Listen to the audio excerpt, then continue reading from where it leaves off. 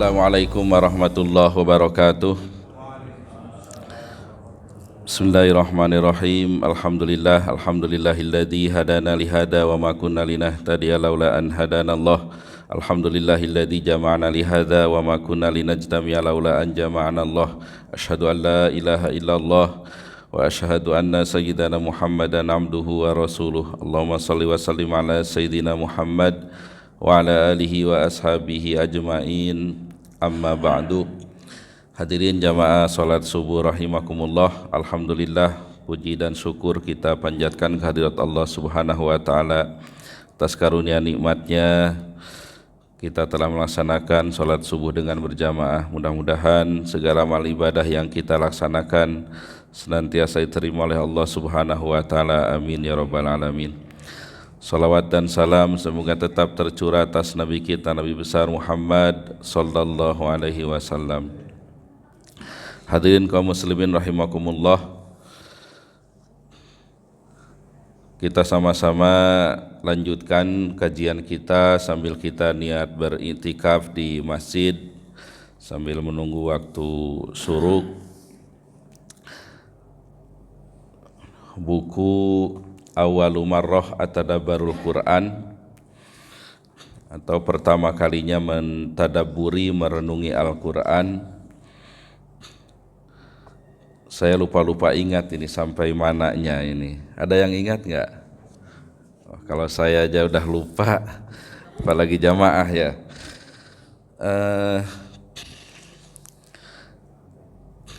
Nggak apa-apalah, walaupun balik lagi, anggap aja siaran ulang ya. Kalau televisi itu masih surah Al-Baqarah ya, masih surah Al-Baqarah yang kita baca. Al-Baqarah ini surah kedua ya, surah kedua. Saya kalau tidak salah ngisi kajian di sini dari tahun 2001 akhir ya, 2023 udah hampir 3 tahun, baru 2 surat. Al-Quran 114 surat. Kali berapa lagi tahun itu? Keburu tamat apa keburu apa? Tamat hidup kita. Ya. Ya memang idealnya ya ngaji itu ya memang tiap hari kayak di pesantren ya. Makanya kalau untuk ilmu itu perlu kesungguhan ya, sebagaimana doa kita, doa selamat itu Allahumma inna nas'aluka salamatan fid din wa afiatan fil jasad wa ziyadatan fil ilmi wa barakatan fil rizki. Ya, kita minta selamat itu kalau ilmu itu ziyadah, tambah itu. Tapi kalau rizki kita mintanya barokah, bukan tambah gitu. Ya. Jadi tiap hari ya upayakan membaca atau mendengar atau buka YouTube ceramah dan sebagainya. Ya. Kalau rizki itu mintanya kita barokah, barokah itu ziyadatul khair. Ya. Ya, berapapun yang kita terima, ketika itu jadi kebaikan, nambahnya kebaikan ziyadatul khair itulah rizki yang barokah. Nah, jangan sampai rezeki itu makin banyak malah semakin sombong, atau mungkin malah jadi penyakit, atau malah kalau makan itu jadi malas ibadah. Nah itu rezekinya tidak barokah. Baik, dan yang terpenting kita adalah usaha ya, usaha untuk mendapatkan ilmu ini. Adapun hasilnya ya kita serahkan kepada Allah ya. Memang idealnya ada ujiannya ini biar terstandar ini. Kalau ada ujian gimana ini? Setuju atau tidak? Ya, insya Allah tidak ada ujiannya. Yang penting kita niat mencari ilmu ya. Apapun hasilnya kita serahkan kepada Allah ya. Yang jelas kita sudah berupaya menunaikan ya kewajiban kita, wajibatuna nahwal Quran, kewajiban kita terhadap Al-Quran, yaitu membaca, kemudian memahami atau mentadaburi atau merenungkan kemudian mengamalkan. Mudah-mudahan dengan upaya kita ini Allah mencatat kita sebagai ahlul Quran, ahlul Quran yang berhak mendapat syafaat nanti di yaumil qiyamah. Amin ya rabbal alamin. Thayyib, yang saya ingat masih di fawaid wa lataif haula surah. Jadi bahasan terakhir setiap surat. Jadi yang dibahas di buku ini adalah pertama penamaan surah ya, kemudian jumlah ayatnya, kemudian nama-nama suratnya karena setiap surat itu tidak satu. Kemudian ada munasabatu tasmiyah, hubungan penamaan ya, kenapa, apa hubungannya ini dinamai Al-Baqarah ya, dengan isinya itu apa gitu. Ini dinamai At-Tolak, isinya itu apa gitu. Ali Imran isinya itu apa, itu munasabatu tasmiyah namanya. Kemudian keutamaan surah, kemudian muwafaqatu awali surah li akhiriha, kesesuaian awal surat dan akhir surat. Inilah kemukjizatan Al-Quran ya, jadi tema awal dan akhir itu bersesuaian gitu. Kemudian ada al-mihwar ar-ra'isi li surah, tema utama dari surah. Kemudian mawadi surah al-mubarakah, mawadi itu jamak dari maudu, artinya tema-tema dalam surat tersebut ya, karena satu surat itu memiliki banyak tema. Nah terakhir baru fawaid wa lataif haula surah. Fawaid itu faidah-faidah atau makna pelajaran yang mendalam dari surat tersebut. Nah kita di bagian akhir di surah Al-Baqarah yaitu fawaid wa lataif haula surah, lagi mengkaji faidah-faidah atau makna-makna atau pelajaran yang mendalam dari surah Al-Baqarah. Thayyib, kalau tidak salah kita sudah sampai poin 3.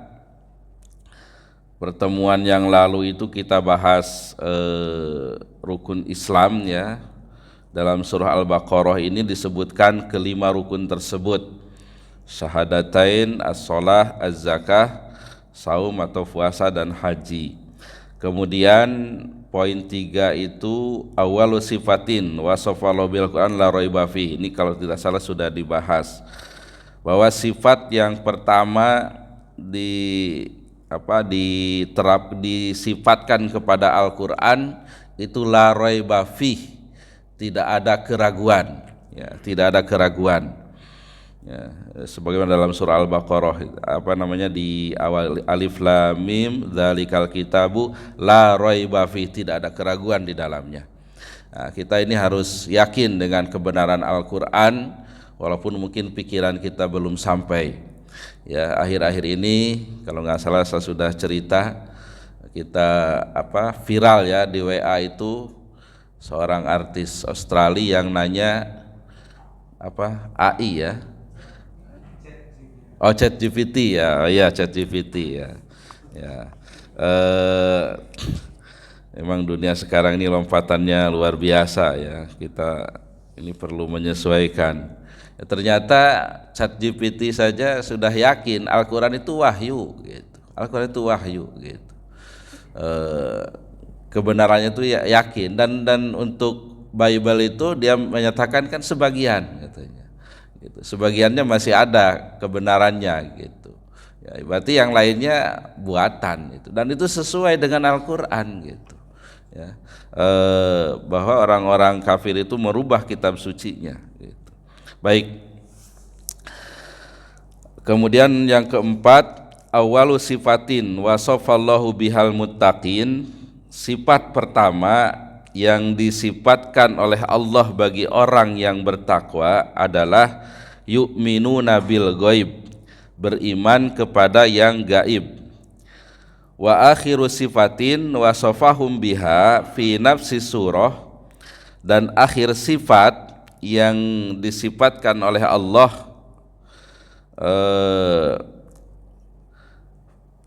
kepada fi nafsi surah itu dalam surah yang sama, dalam surat tersebut, surah Al-Baqarah ini, yaitu amanar rasulu bima unzila ilaihi mir rabbihi wal mu'minun.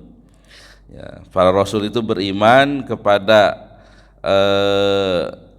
kitab yang diturunkan, ya, dari Tuhan mereka dan orang-orang yang beriman, ya, rasul dan orang yang beriman. Faham syai'in wal i'tiqad, ya. Sesuatu yang paling penting itu adalah i'tiqad, keyakinan. Wal i'tiqadu min amalil qalbi. Sementara keyakinan itu adalah perbuatan atau amal hati. Fal qalbu huwa mahalu nadharillahi fi ibadihi. Hati merupakan tempat melihatnya Allah kepada hambanya. Yang dilihat oleh Allah itu adalah hati. Kemudian diakhiri dengan suatu pernyataan doa, Fallahumma aslih qulubana warzuqna quluban salimatan. Ya Allah, perbaikilah hati-hati kami dan berilah kami rezeki hati yang selamat. Baik, di dalam Al-Quran mengenai takwa, Allah itu hanya menyebutkan sifat-sifatnya, bukan definisinya apa itu takwa. Ya, makanya ada yang menyebutkan ya konsep takwa itu ya abstrak gitu ya. Makanya banyak kita mendengar definisi takwa itu berbagai macam ya. Yang paling populer itu kan imtisalu awamirillah wajtinabu nawahi.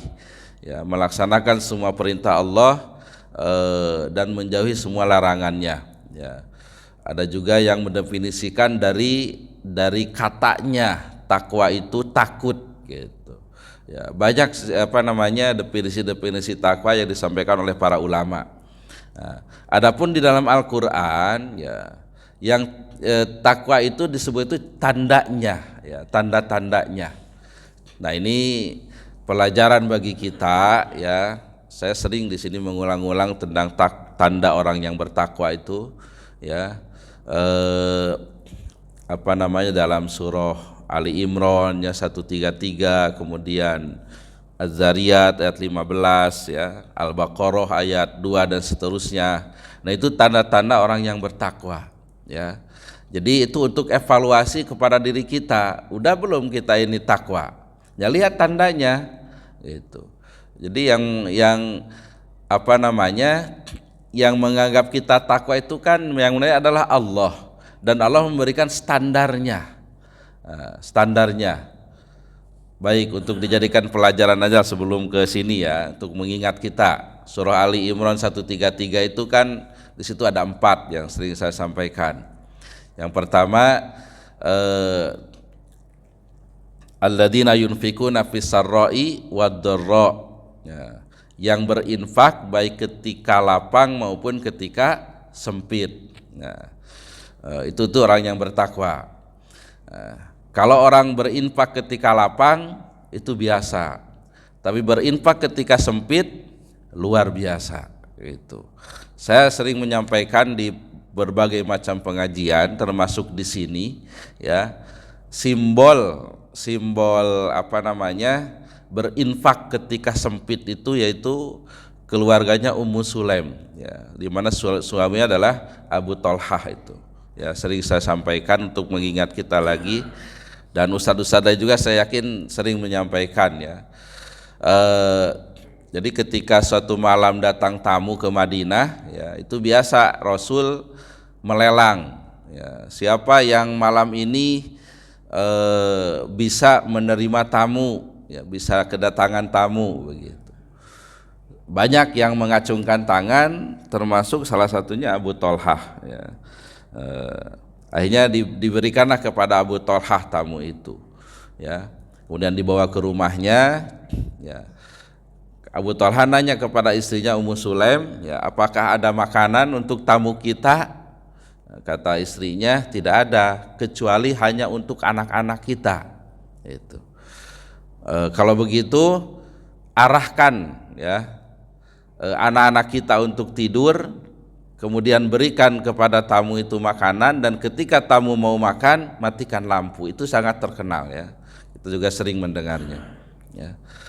Akhirnya ya dilaksanakan oleh istrinya ya, Ummu Sulaim itu, tamu itu makan, pas mau makan dimatikan lampunya ya, sehingga Abu Thalhah seakan-akan ikut makan gitu. Nah, malam itu ya tamu semuanya tidur dalam keadaan kenyang ya, sementara Abu Thalhah dan keluarganya tidur dalam keadaan lapar gitu. Nah, setelah subuh ya, Nabi SAW berbisik kepada Abu Thalhah ya, ajiballahu al-barihah min soni'ikuma bidoifikuma, atau kama qala sallallahu alaihi wasallam. Tadi malam Allah kagum dengan perbuatan kalian terhadap tamu kalian begitu. Jadi Allah saja kagum begitu. Bagi orang yang kalau bahasa Al-Qur'an yang lain itu wa yu'thiruna ala anfusihim walau kana bihim khasasah. Mereka lebih mengutamakan orang lain walaupun mereka sendiri kesusahan begitu. Ya.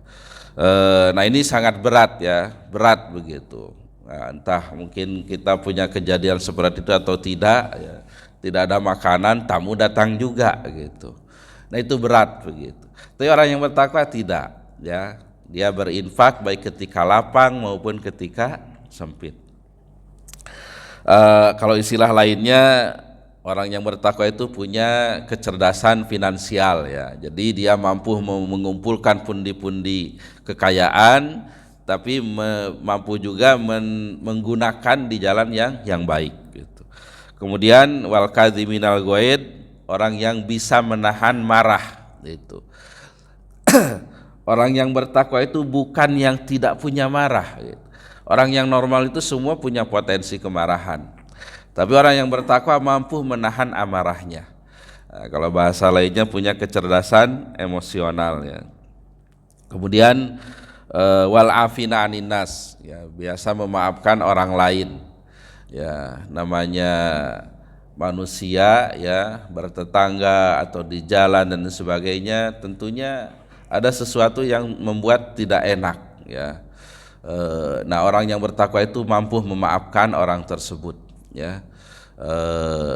Dia punya kecerdasan sosial ya. Jadi ketika ada yang mungkin tidak baik kepada dirinya ya, dia maafkan begitu. Dia husnudzon kepada orang tersebut ya. Kalau cerita Agim itu dulu apa itu, yang di jalan, karena kalau di jalan itu kan simbol-simbol manusia itu nampak gitu. Ada yang orang serakah ya, jalur orang diambil begitu. Ada yang apa namanya ya biasa saja, sederhana begitu. Ketika ada sempat nyalip ya nyalip begitu. Ada juga orang yang lambat begitu, walaupun kosong di depannya santai aja gitu. Itu macam-macam orang. Mungkin ada yang nyalip begitu dadakan, marah-marah ketika dikejar, kan cerita Agim itu dulu. Ternyata adanya di pom bensin gitu. Pas dicari rupanya motornya ada di depan toiletnya gitu. Pas keluar orangnya, oh ini. Kenapa kamu tadi nyalip-nyalip? Kebelet Pak. Jadi kalau ada yang nyalip-nyalip begitu husnudzon, oh lagi kebelet. Ya, itu wal afina aninas, memaafkan orang ya. Kemudian wa idza fa'alu fahishatan aw zalamu anfusahum dzakarullaha fastaghfaru lidzunubihim ya. Kalau mengerjakan dosa fahisyah, dosa besar, wal munkar dan kemungkaran, dia segera ingat Allah dan segera minta ampun kepada Allah. Jadi orang yang bertakwa pun bukan berarti orang yang tidak pernah berbuat salah ya. Tapi orang yang bertakwa itu ya ketika berbuat salah, berbuat dosa, segera ingat Allah, segera minta ampun kepada Allah. Itu tuh gambarannya ya.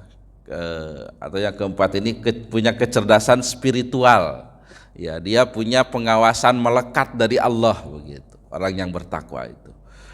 Nah, kalau dalam surah Az-Zariyat kan jelas juga ya, saya juga sering menyampaikan untuk mengingatkan kita aja. innahum kanu qabla dzalika muhsinin kanu qalilan minal laili ma yahja'un wa bil ashari hum yastaghfirun wa fi amalihim haqqul lisaili wal mahrum. Ya. Jadi orang yang bertakwa itu di dunianya muhsinin, ya. Muhsin itu selalu berbuat baik, ya. Muhsinin bukan musingin. Musingin itu berbuat tidak baik gitu, tapi muhsinin. Nah, diredaksikan dengan muhsin, ya, bukan fi'il yuhsinun, ya, tapi muhsin. Sosoknya itu baik gitu. Jadi orang ketemu itu, oh ini orang baik gitu. Wajah pun kelihatan ini orang baik begitu, ya.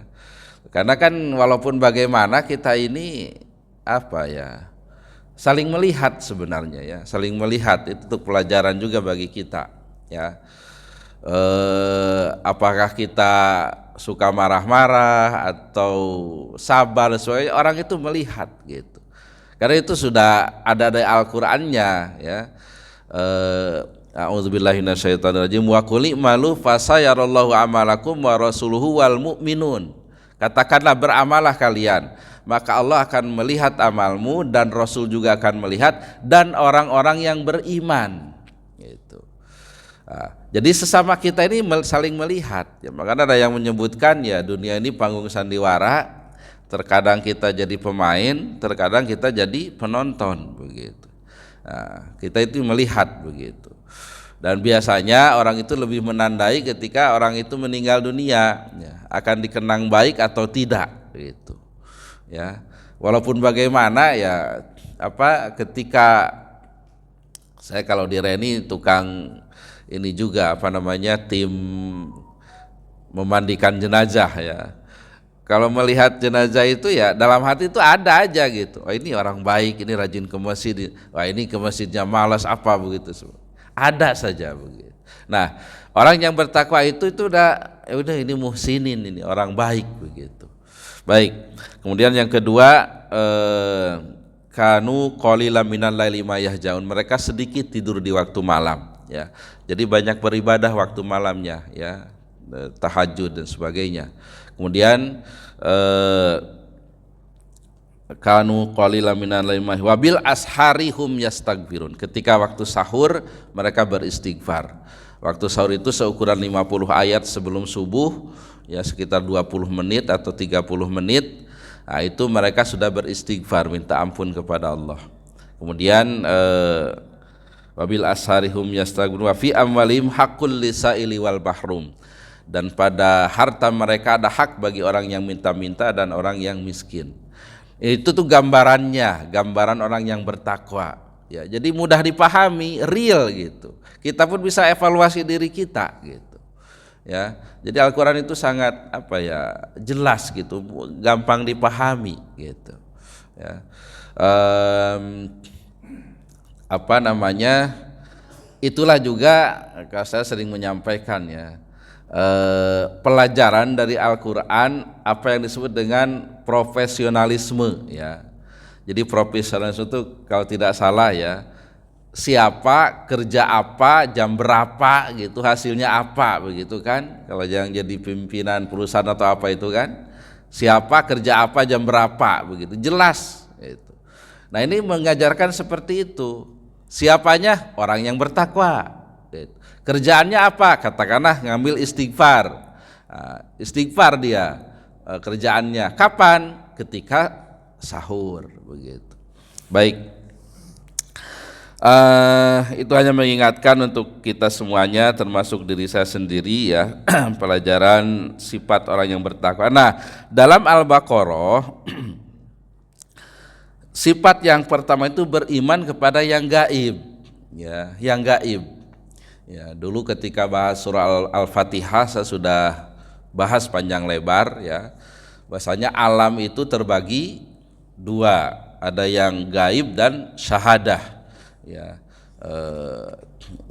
Syahadah itu yang nyata, yang dohir. Yang dohir itu yang bisa ditangkap oleh panca indera. Kalau yang gaib itu yang tidak bisa ditangkap oleh panca indera, tapi itu ada, gitu, ada. Jadi kayak katakanlah angin ya, walaupun tidak bisa dilihat tapi panca indera yang lain bisa menangkapnya ya, dengan kulit gitu kan, terasa dan sebagainya. Nah itu kategorinya syahadah yang dohir ya, tidak gaib begitu. Nah, gaib itu tidak bisa tersentuh oleh panca indera ya, dan itu ada ya. Ya yang pastinya Allah ya, para malaikat ya, kemudian adanya jin ya, sudah kita bahas juga.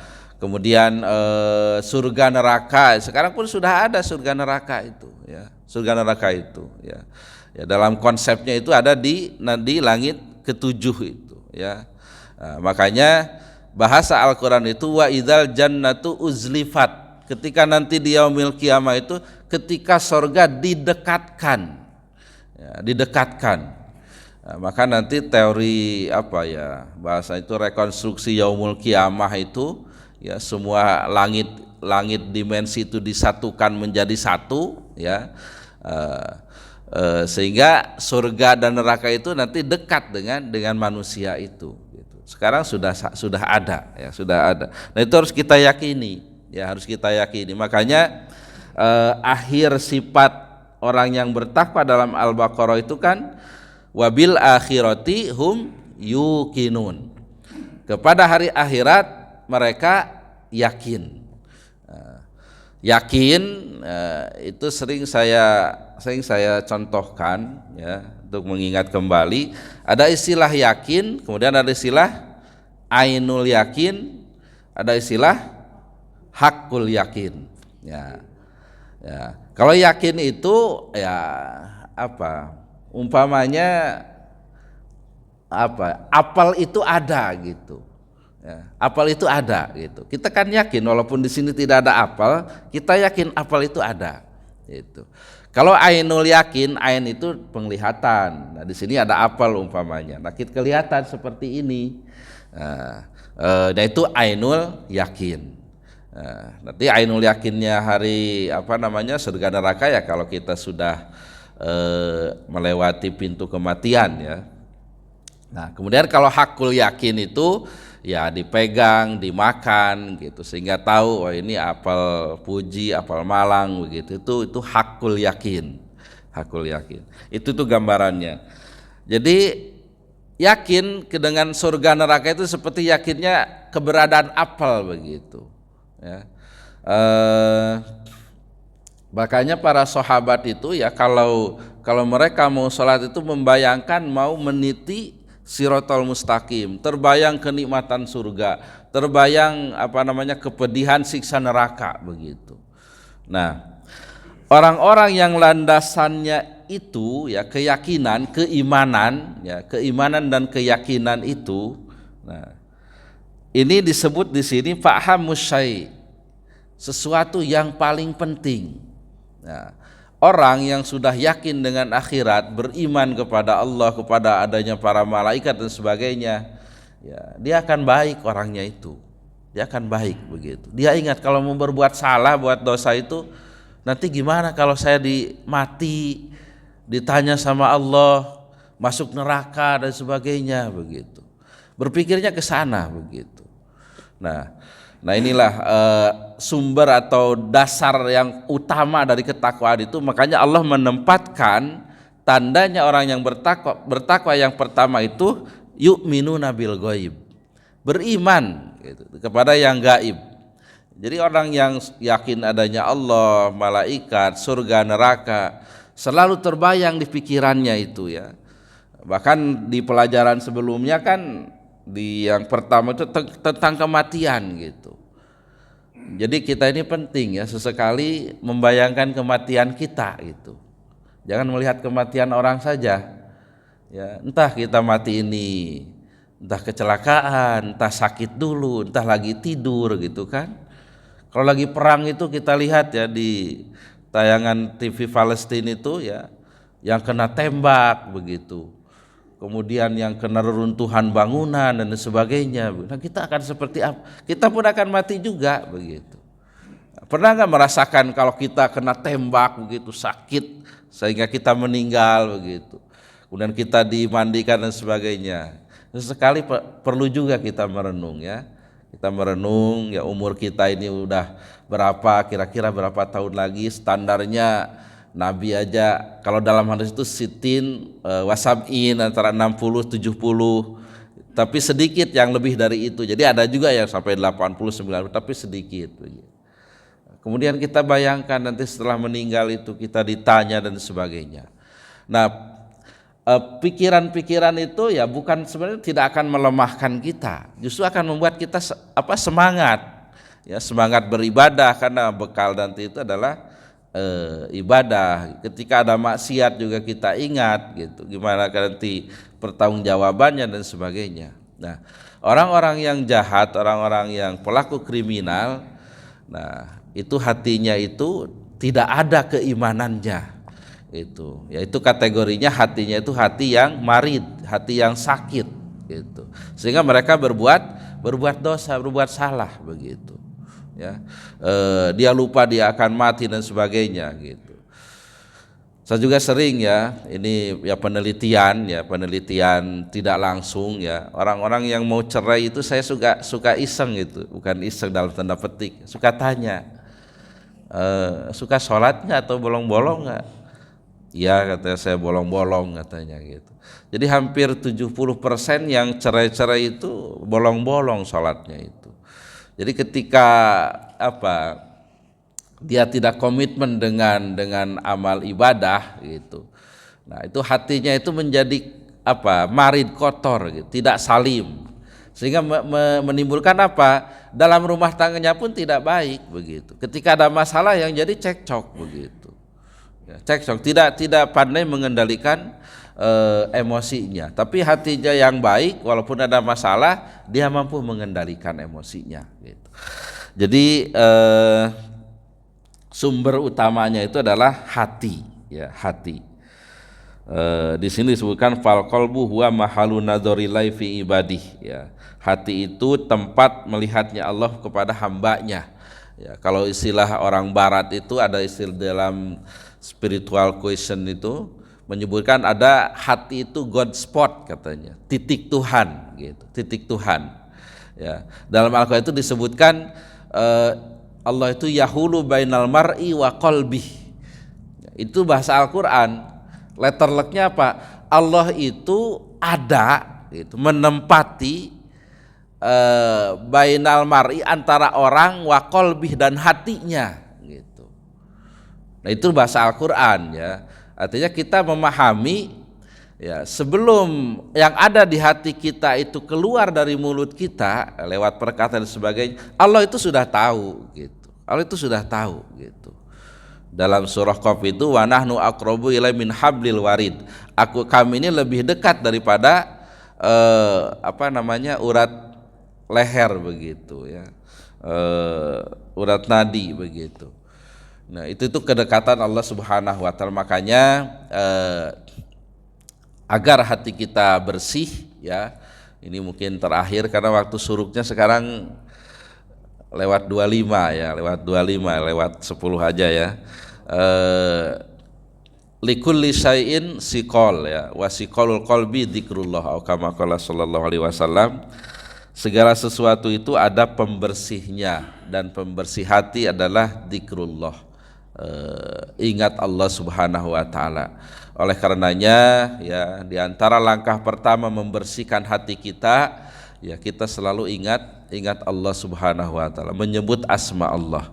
Mudah-mudahan ya dengan itu hati kita bersih ya, sehingga efeknya ya melahirkan perbuatan-perbuatan baik dari anggota tubuh kita ya, dari ke mata kita, ke lisan kita, ke tangan kita, kaki kita, keluar hal-hal yang baik. Itulah yang dimaksud dengan hadis inna fil jasadi mudghah idza saluhat saluha sairul jasad kama qala sallallahu alaihi wasallam wa idza fasada sairul jasad. Dalam tubuh manusia itu ada segumpal darah, kalau dia baik maka baik seluruh tubuhnya, kalau dia rusak maka rusak juga seluruh tubuhnya. Ya Allah wahyal qalb, dialah hati ya, dialah hati. Baik, jadi pelajarannya kajian pagi hari ini ya, ditanamkan tanda orang yang pertama, artinya langkah pertama meraih ketakwaan itu yu'minuna bil ghaib, ya, beriman kepada yang gaib, ya. Di ayat itu kan yakin dengan adanya hari akhirat begitu. Nah, orang yang betul-betul beriman kepada iman kepada Allah, insya Allah harapan terbesar, ya, perbuatan takwa yang lainnya juga akan bisa diraih gitu. Jadi kalau kita malas tahajud, ya kadang saya juga sama malas, tapi ya berpikirnya, aduh gimana nanti kalau saya keburu mati gitu kan, belum bisa melaksanakan sifat orang yang bertakwa dan sebagainya. Jadi mendorong untuk terus beribadah. Malas ke masjid berjamaah, ingat gitu kan. Ya ini panggilan Allah, bukan panggilan muadzin begitu dan sebagainya. Baik, mungkin sebagai pengantar itu barangkali ada yang mau menambahkan atau mungkin salah perlu diluruskan atau mungkin ada pertanyaan kita diskusikan. Oh iya, gimana Pak? Waalaikumsalam warahmatullahi wabarakatuh. Dalam riwayat para ulama atau yang mentadaburi ketakwaan itu mereka merasa yakin bahwa ibadahnya itu belum tentu diterima oleh Allah Subhanahu wa Ta'ala. Ini indikasinya sepertinya masih bergulat dalam diri seseorang gitu, walaupun dia sebagai alim ulama, tetapi mereka belum yakin bahwa ibadahnya itu diterima oleh Allah. Ini menurut Pak Ustadz gimana? Ya, jadi bukan ini ya. Kalau Al-Ghazali itu di sini kan belajar Ihya juga ya, Ihya Ulumuddin ya. Di bab Rub'ul Ibadah ya. Kan Ihya itu ada 4 jilid ya, ada Rub'ul Adah, Rub'ul Ibadah, kemudian Rub'ul Munjiyah dan Rub'ul Muhlikat dan Munjiyat ya. Nah, ketika membahas ibadah, Al-Ghazali itu selalu mengaitkan antara syarat yang bersifat syarat dan rukun yang bersifat dohir dan syarat dan rukun yang bersifat batin. Nah, dalam puasa saja contohnya setelah ya syaratnya puasa ini ya yang bersifat batin itu bahasanya itu mu'allaq ya, tergantung antara khauf dan roja, itu bahasanya itu ya. Jadi bukan tidak yakin, tapi antara khauf dan roja. Bukan Pak Raja, roja. Ini besar harapannya. Jadi khauf itu takut. Ya, harus ada dalam hati kita setelah selesai ibadah, kita punya takut Allah tidak menerima. Kenapa? Ibadah kita banyak kekurangannya gitu. Ya puasa mungkin puasa gitu, tapi puasa ain matanya kurang dan sebagainya, puasa lisannya juga kurang begitu. Salat juga sama ya, terkadang kita tidak khusyuk gitu. Makanya kan diakhiri dengan setelah salam itu istighfar kan, kita minta ampun. Nah, itulah harus tertanam dalam hati kita itu khauf ya, takut ibadah kita itu tidak diterima gitu. Tapi harus ada roja, harapan. Ya, harapan dari kekurangan kita itu Allah tetap menerima ibadah kita gitu. Nah, jadi itu harus menggabungkan yang dua ini. Makanya ya kita diajarkan ketika akhir kita mau tidur, yaitu doa sholat witir Rabbana taqabbal minna sholatana wasiyamana wakiyamana dan seterusnya. Terus watammim taksirona gitu. Nah, ini maksud saya rinci itu supaya ketika imam membaca itu kita juga merenungkan, bukan hanya amin saja gitu. Ya, itu kan wujud daripada khauf dan roja dibuktikan dengan doa gitu. Kita meyakini ibadah kita ini masih banyak kekurangannya. gitu. Tapi kita punya harapan dan keinginan Allah menerima ibadah kita. Nah, makanya kita berdoa kepada Allah setelah ibadah-ibadah itu, ya Allah taqabbal bina, ya Allah terimalah dari kami sholatana, sholat kami, wasiyamana, puasa kami, ya, ruku'ana, sujudana, ya ruku sujud. Terakhir apa? Wa tammim taksirona, sempurnakanlah kekurangan-kekurangan kami, begitu ya.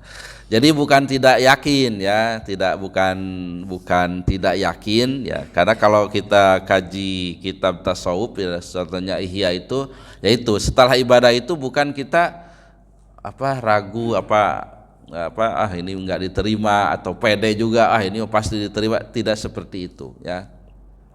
Makanya itulah fungsinya kita belajar, fungsinya kita ilmu itu kan jadi pagar dalam ibadah-ibadah, dalam amal-amal kita gitu. Nah, salah satunya ketika selesai melaksanakan ibadah ada khauf dan roja itu ya. Ketakutan tidak diterima tapi ada harapan ya, dengan rahmat kasih sayang Allah ibadah kita itu diterima walaupun banyak kekurangannya gitu. Mungkin sebagai komentar seperti itu Bapak ya.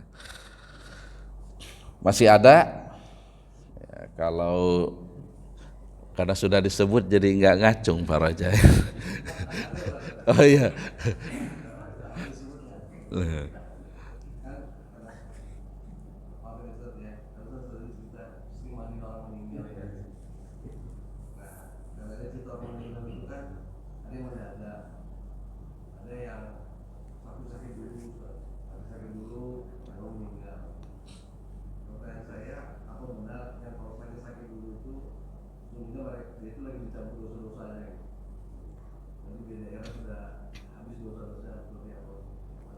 Oh ya, secara umum ya, secara umum bahkan ada dasarnya, ada hadisnya. Segala sesuatu yang